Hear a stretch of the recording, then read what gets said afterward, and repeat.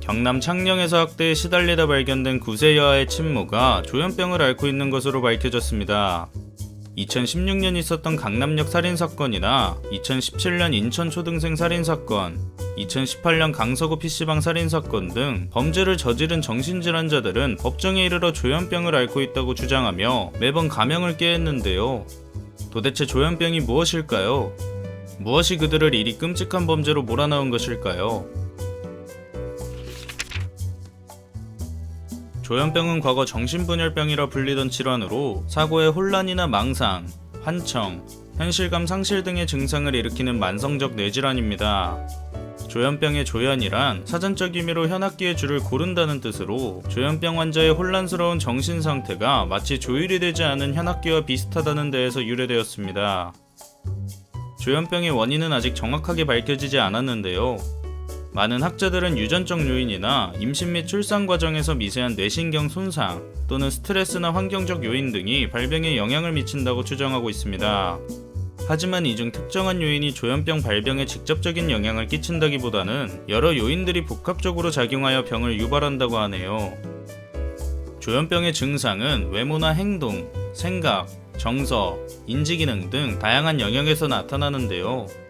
이는 크게 양성 증상과 음성 증상으로 나뉩니다.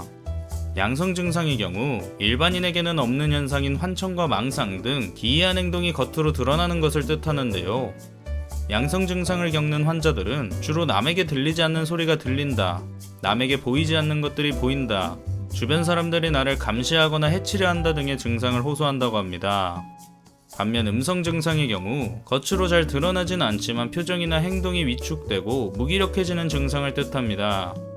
음성 증상을 오래 앓은 환자들은 무기력함의 대부분의 시간을 누워서 보낸다고도 하죠. 과거 정신질환에 대한 이해가 부족했던 시절에는 조현병 증상을 보이는 환자들을 귀신이 들렸다며 종교시설에서 기도를 받게 하거나 감금을 하는 등 일명 영적 치료를 강요했는데요. 현대에 들어선 약물 치료와 상담 치료로 이 조현병을 고친다고 합니다.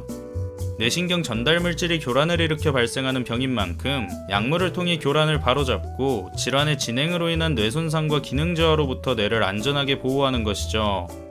또 조현병에 걸리게 되면 증상들로 인해 대인관계나 사회적 기능이 많이 떨어진다고 하는데요. 스트레스 조절과 감정 조절, 생활관리 등을 중점으로 하는 상담 치료는 조현병 환우들이 다시 사회로 복귀하는 데 큰 도움이 된다고 합니다. 다만 이러한 치료법들로 조현병의 증상이 호전됐다고 하더라도 당뇨나 고혈압과 같은 만성적 질환이기에 꾸준한 치료는 필수적이라고 합니다.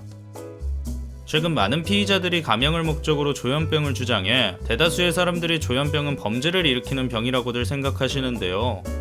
2014년 대검찰청 범죄분석 통계에 따르면 2013년 한 해 범죄자 128만 명 중 정신질환을 가진 사람은 0.4%로 상당히 낮았습니다. 또 미국의 심리학회의 보고에 따르면 정신병 관련 범죄 중 조현병과 관련이 있는 비율은 단 4%에 그쳤다고 하죠. 100명 중 1명이 가지고 있는 비교적 흔한 질환인 만큼 우리 편견을 버리고 이들을 포용해 적극적으로 치료를 받을 수 있는 사회적 분위기를 만들어 나가는 것이 어떨까요?